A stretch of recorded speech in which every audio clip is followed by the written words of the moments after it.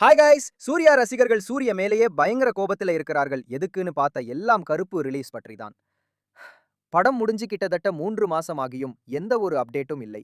Producer பிரபு இந்த படத்தை ஒரு ஃபெஸ்டிவல் அப்போ ரிலீஸ்னு சொன்னார். ஆனா, இப்போ தீபாவளி, பொங்கல் 2 நாளும் படம் ரிலீஸ் இல்லன்னு தெரிஞ்சு போச்சு.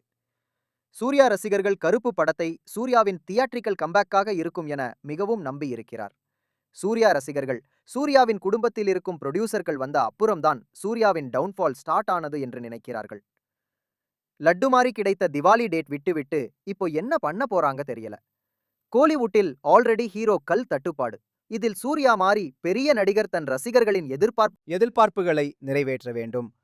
கோலிவுட்டில் சொல்லவே தேவையில்லை, ஒரு படம் லாட்டரி தனமாக ஓடிய நடிகர் எல்லாம் ரஜினியே வந்து காலமுக்கு சொல்லும் நிலையில் ஒரு பெரிய ஃபேன் பேஸ் வச்சுக்கொண்டு சரியாக வழிநடத்த வேண்டும்.